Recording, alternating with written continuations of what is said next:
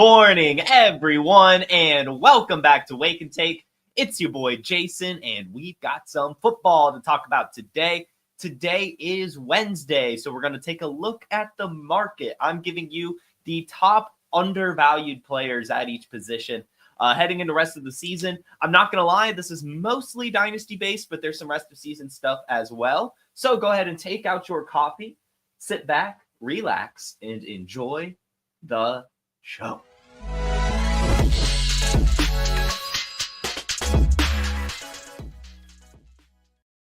Actually, yes. Ryan, yeah, I actually did hunt down the bus. Hold on. I'll pull it up. We hunted down the bus. So I went out to the intersection that they hit my fiance yesterday. Just waited until the time that the bus would be there. And yeah, sure enough, bus rolls up and I film it, get the bus number. And we've contacted the county and everything. So I think we're trending in the right direction. We should have the hit and run school bus situation solved at some point, right? Who knows, though, with insurance companies and how they are. But anyway, good morning, everyone. Thank you for popping into the chat. Our fearless producer, Dustin, Alex, Donald, Ryan, Jamie, Paul. Thank you all so much. And if you're listening on the podcast, thank you for listening as well. Again, guys, the Wake and Take podcast can be found via the link in the description. Cool. Now, let's get into it. So as mentioned, today we're doing undervalued players. Normally we do market watch. I just give you my top buys and sells. Today, I just kind of looked at Keep Trade Cut and looked at some players that I just felt were undervalued in general. Like there's a difference to me between buys, sells, and even just undervalued players. So these are, of course, buys, but, not all of my buys, right? Like these are actual values to me that I think that, are undervalued, right? But there are, of course, buys that aren't undervalued that we could talk about maybe next week that we have talked about before. But these are genuinely just undervalued players that I just, don't think they should be undervalued. Cool. So the first one, and we're going position by position. So we'll start at quarterback. And the first one is going to be the most obvious right now. Again, these are mostly dynasty based, especially as a lot of leagues, they've gone past their trade deadline. We're going towards the second half of the season, more than the second third of the season, right? Or the third of the season.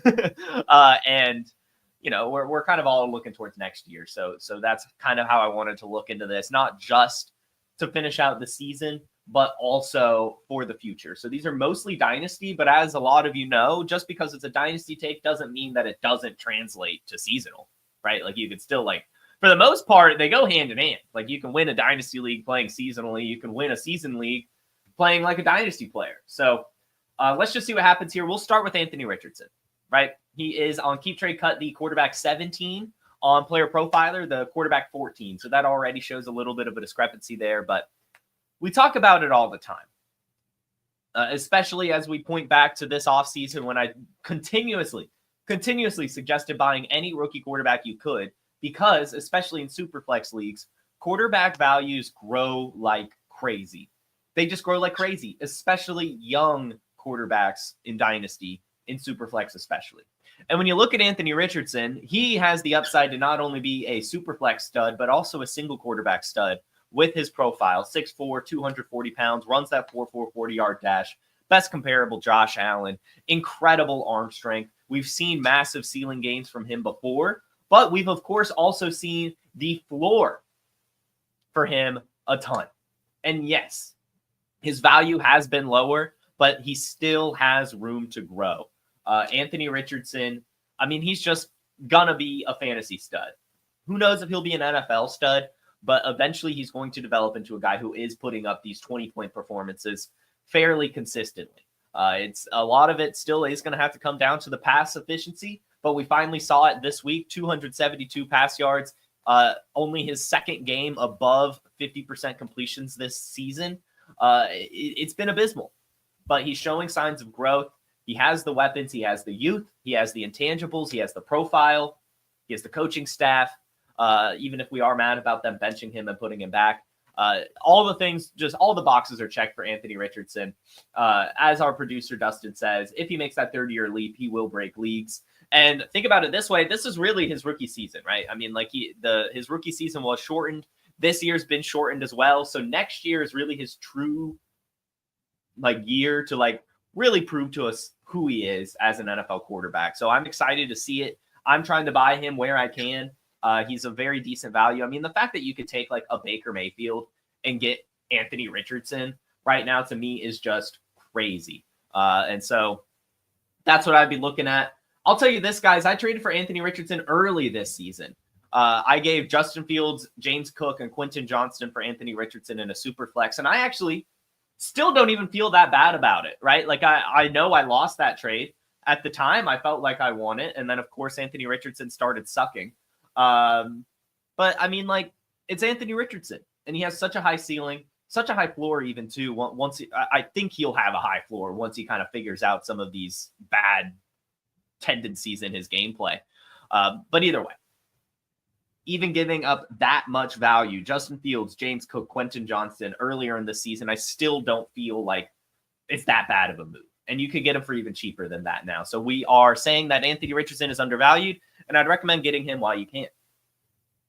And on the thumbnail, Tua Tagoviola. Quarterback 20 on Keep Trade Cut, but the quarterback 24 on Player Profiler, so we're even lower on him here. And to be honest, I just don't get it. I understand, right? Everyone's going to say, oh, the concussions, blah, blah, blah, blah, blah. That can happen to anyone. It really can. Not even just concussions, but your career can end with the snap of a finger, regardless of if you're Tua Tagoviola or not. And when we are playing fantasy football, all we care about is fantasy points, right? And Tua has been awesome. I mean, if you look at Keep Trade Cut, even his dynasty value was as high as QB7 at one point. And we saw a couple seasons ago in 2022, he was QB9 in points per game. Last year, he had almost 5,000 yards and 29 touchdowns. I mean, he is a proficient passer. Even this year, you can look at his completion percentage. He leads the league in completion percentage. He's top 10 in deep ball, play action, and red zone, and clean pocket, and pressured completion percentage. I mean, he is a very, very good quarterback in the NFL with Tyreek Hill, with Jalen Waddle, with Devon Achane, with Jonnu Smith now establishing himself.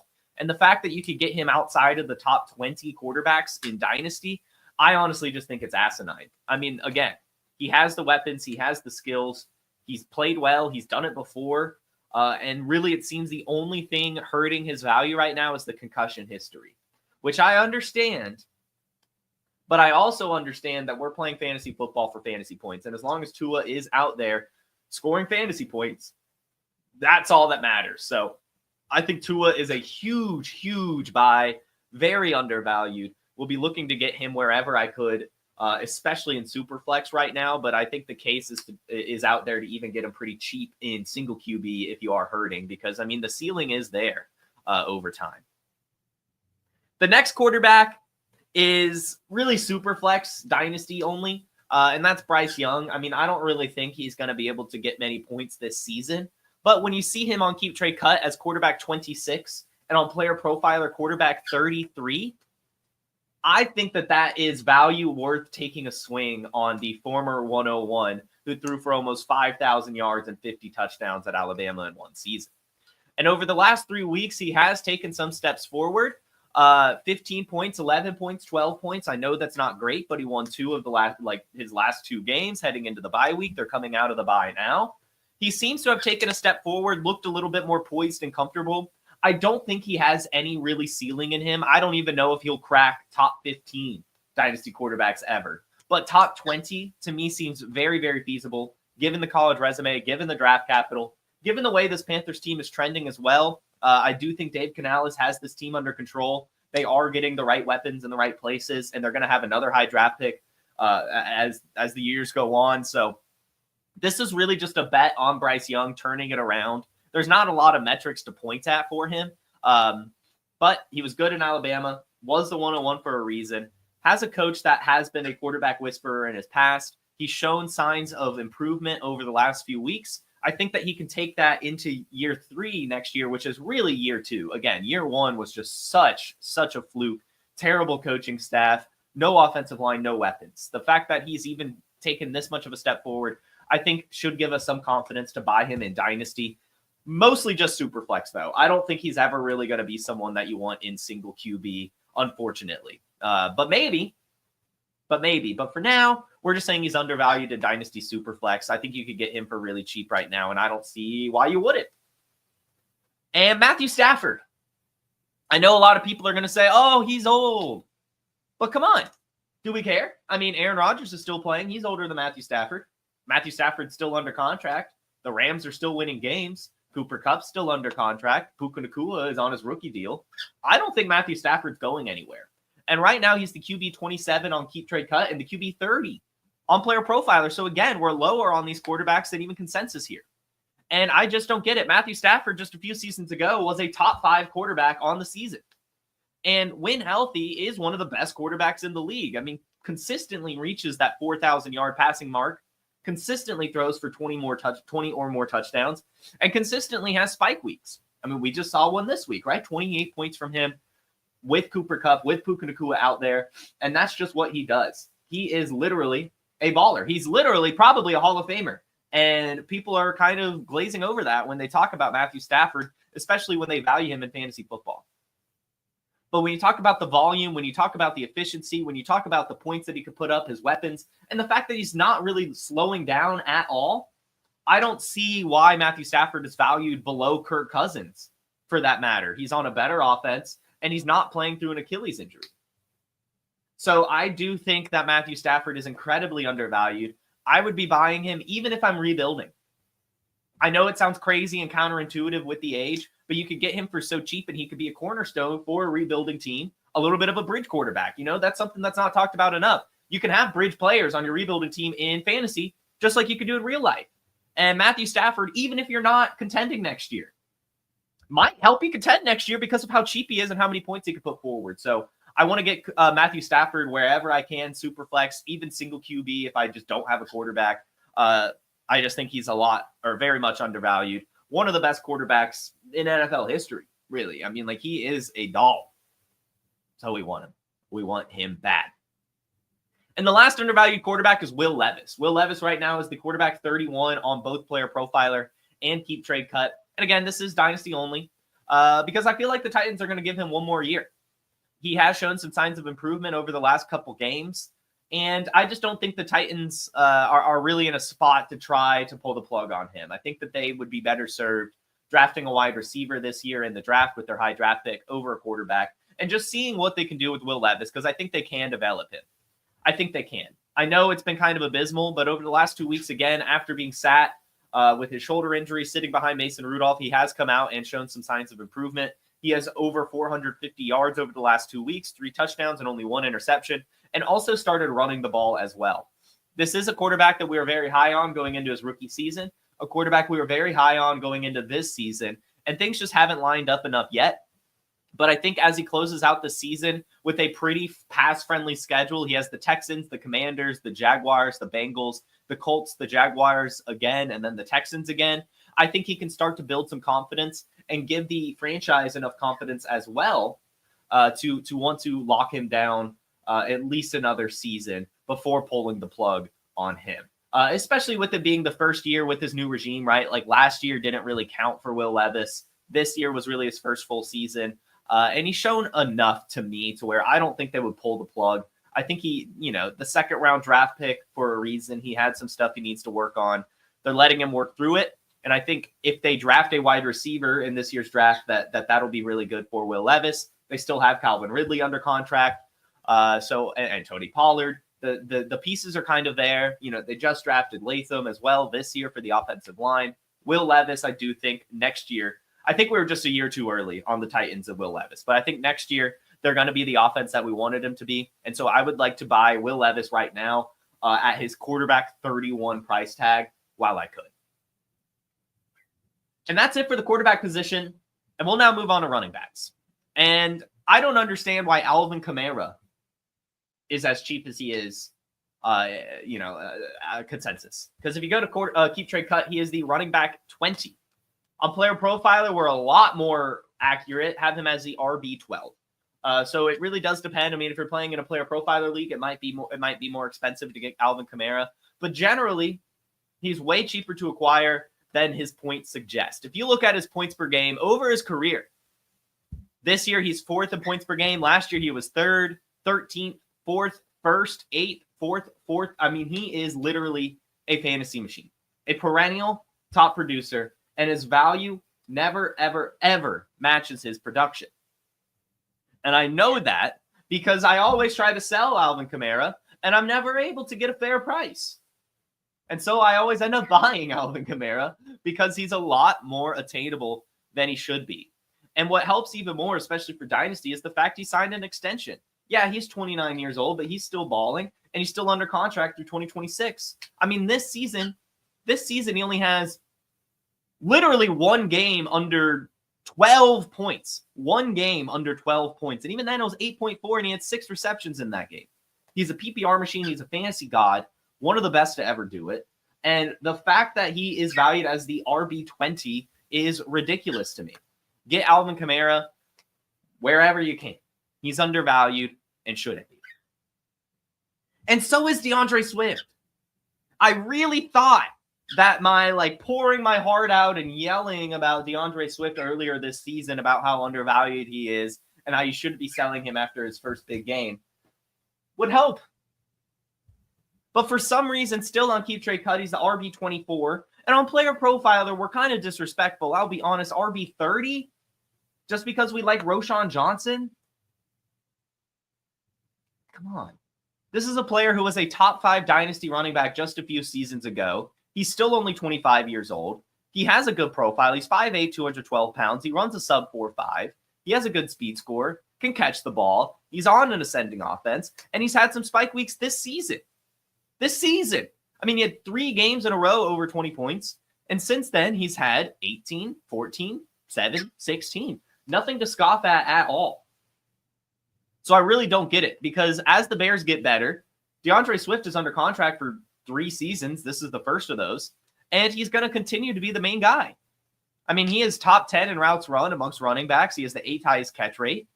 And he is 12th in breakaway runs on the season too, showing his explosiveness. So DeAndre Swift to me is still worth buying. I'm honestly shocked that he is as cheap as he is still because this is a player that the fantasy community just used to love.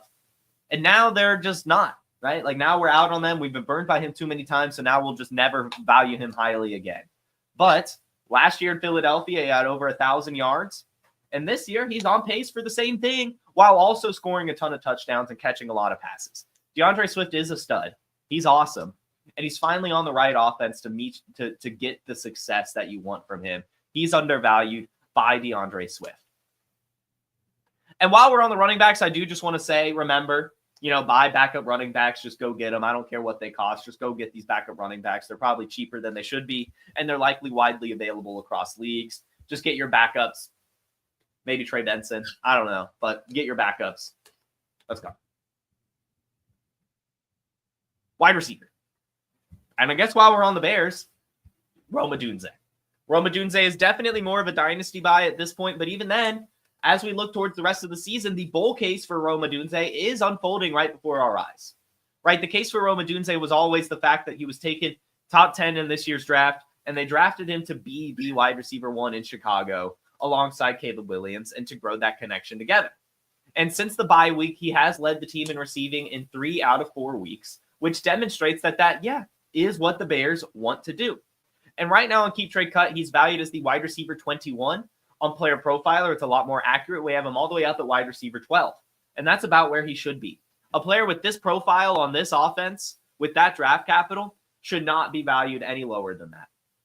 We're seeing it come to life. Again, 3 out of the last 4 weeks, he's led the team in receiving. He has 6, 7, 6, and 10 targets over those last 4 weeks. His best comparable on Player Profiler is Justin Jefferson. And in unrealized air yards, a stat we like to look at a lot at Player Profiler to demonstrate how much is being left on the table. Odunze has over 400 unrealized air yards, which is 7th amongst wide receivers in the NFL so far this season. So there's still a lot of meat left on that bone. Odunze is a stud, was drafted top 10 for a reason, was in the Malik Neighbors, Marvin Harrison Jr. tier for a reason, and he still belongs there. On this offense, with that profile, he is a screaming buy. You got to get Odunze. And as we talked about Matthew Stafford earlier, we're still going to be buying Cooper Kupp. I know that he's up there in age, but he's still under contract and still balling. He's wide receiver 34 on Keep Trade Cut and Player Profiler, so we agree there. But again, Cooper Kupp produces better than that. I mean, this season, he's second in points per game. He's averaging over 20 points per game. And just a few years ago, he had one of the best seasons we've even seen in NFL history, and yet he's still undervalued because of the injuries. But it really just doesn't matter, because if you look at his profile and what he's putting together, it's insane. He's top 5 in target share, target rate, points per game, expected points per game, target accuracy, and he is just a stud. He's just a stud. He only has one game this year under 15 points. In fact, he has 3 games over 20 points and 2 over 28 points. He is a stud. And to get him outside of the top 32 wide receivers, to me, is just crazy. I think that's an excellent value. His contract goes through 2026, and I can't see the Rams not keeping the band together while Puka Nacua is still under his rookie contract. So look for Cooper Kupp and Matthew Stafford to still be the Rams the next couple seasons before they retire and go off into the sunset together. But for now, they're balling together, and we need to buy them together. I don't care about the age. Wide receiver 34 is a value for the type of production that you get from Cooper Kupp. And another old wide receiver that's still a value is Mike Evans. Right around that same range. He's wide receiver 37 on Keep Trade Cut, wide receiver 36 on Player Profiler. And this is one that is mostly rest of season, but still dynasty as well. But with no Godwin, there's no Chris Godwin for the rest of the year. Mike Evans should smash consistently.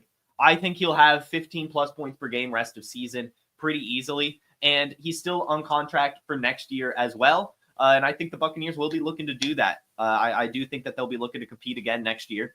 And if Mike Evans wants to keep his 1,000-yard streak alive, he's only at 335 right now heading into week 12. So he has to go crazy the rest of the season. And with no Chris Godwin, he's going to have the ability to. So even if this is more of a redraft take, I want to buy Mike Evans right now. I think he's undervalued. I think he is primed to shoot up in value. I think he is going to go crazy, sicko mode rest of season. So I want to buy him in Dynasty so I could resell him or I'll hold on to him for next year as well. But I also want to buy him in redraft, as I think that Mike Evans is just a total stud and is going to end the year on a tear. And yeah, sure, while we're there, as Dustin points out in the chat, I do think that buying Chris Godwin is worth it as well. Now, there is some risk attached to that, but that is all priced in. You could probably get him for about a third right now. And the last wide receiver is Christian Watson. We've talked about Christian Watson a lot on this show. You guys know I'm a Christian Watson stan. His rookie season, I actually had him as the rookie wide receiver 1 over Chris Olave and Garrett Wilson. Has not aged poorly, but has not aged well. But this profile to me on that offense, it's just spectacular, and I'm going to keep buying him. Right? 4.36 40-yard dash at 6'4", 210 pounds. And the main concern with Christian Watson has been his health. And this year he's remained relatively healthy. In fact, hasn't had the hamstring injury that's been plaguing him. And he finally just had a huge week, 4 for 4, 150 yards. I think the spike weeks are on the way for Christian Watson, like we always see from him over the last 2 years. Around this time of year, he comes to life and goes crazy. And sometimes it's just nice buying a spike week specialist, especially one on the Packers with that type of athletic profile where there's no true alpha. I think Christian Watson is a little undervalued right now. On Keep Trade Cut, he's the wide receiver 54, which is way down there. The wide receiver 48 on Player Profiler, which is a little bit higher, of course.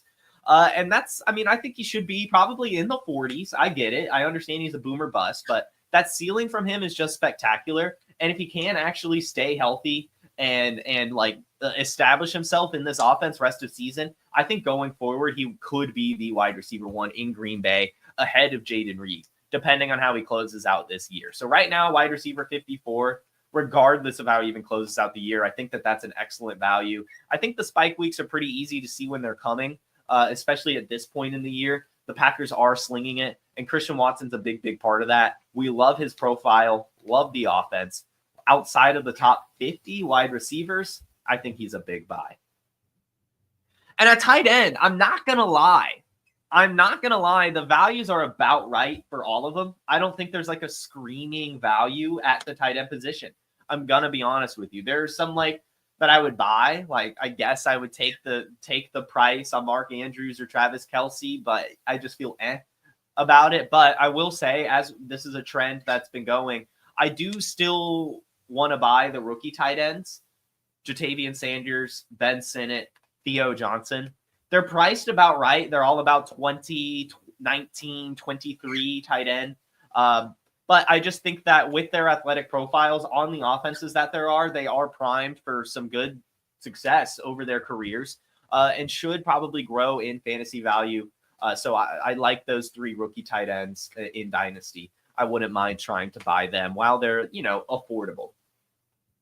And that'll do it. Those are the undervalued players, the most undervalued players as of right now, at least in my opinion. I think there's some good guys on that list. Lots of good buys, as well as good values and interesting, kind of discussions as we talk about. Maybe it is okay to get Matthew Stafford even if you are rebuilding. So those are my values. I'll go ahead and pop it to the chat, see what questions we have, and then we'll get out of here.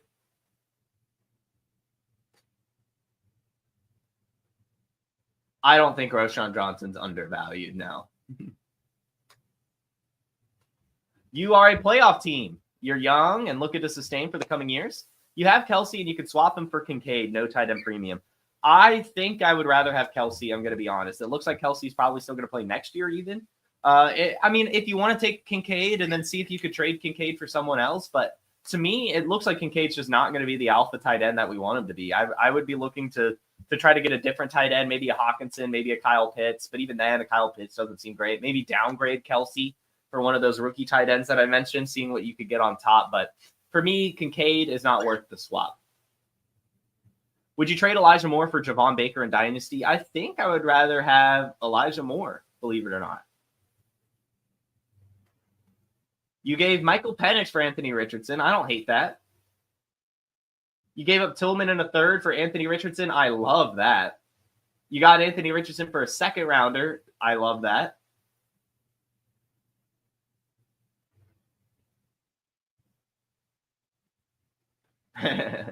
That's funny, Alex. Alex dropped Anthony Richardson in Keeper League, and then someone picked up Anthony Richardson and sent him a trade to get him back. Yes, Paul. Sounds like you're figuring it out in Dynasty. You got to be patient with a lot of these players. And you also can't overreact to different storylines. Like, you got to remember who's good and keep buying those players that are good. All right. Dylan Law, Jonathan Brooks, Audric Estime, Roschon.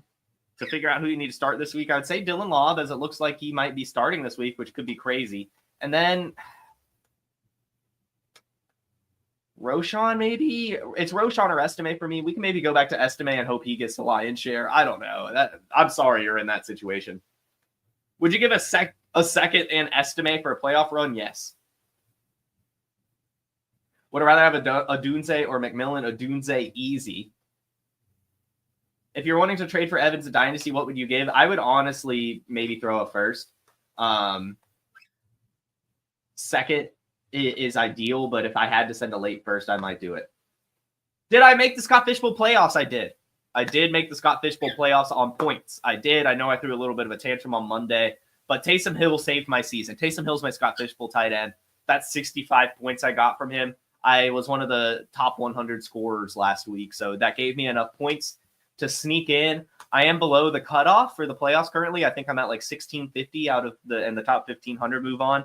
And I am in Buypocalypse. I have a lot of players on buy this week. So I don't think I'm going to advance, but I am glad I made the playoffs. I've made the playoffs every year. I've been in Scott Fishbowl now 3 straight seasons. So I'm glad that I could keep it going. But for me, I think I am probably out after this week. Would I rather have Quentin Johnson or Christian Watson? And it's Christian Watson.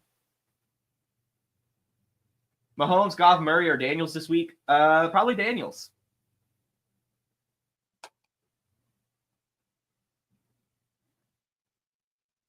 Yeah, we used to have the Scott Fishbowl rankings. I'm not sure what happened to them. I really don't. We had them this year, even before the draft. I think we maybe just took them down after. Because maybe just we thought that we didn't need the rankings up anymore since the draft was over. I'm not really sure. I know we had them. I used them. But yeah, I don't know where they went, Ryan. I'm sorry. But anyway, that should do it, everyone. Thank you, as always, for tuning in. This was another fun episode, as always. You guys, make sure you hit that like button. Make sure you subscribe, and make sure you tune in tomorrow. I don't know what we'll do tomorrow. But we'll have a fun episode tomorrow for sure. So hit that like button, hit the subscribe, and maybe even hit that bell so you get notified when we go live. You all have a wonderful Wednesday, a fantastic rest of your week, and I'll see you tomorrow. Peace! Hey, I want to thank you for being part of this broadcast. If you have any thoughts on it, leave a comment. If you enjoyed it, make sure you leave a like. And if you want to see more shows on the Player Profiler channel, subscribe to it. That's how we know you want more.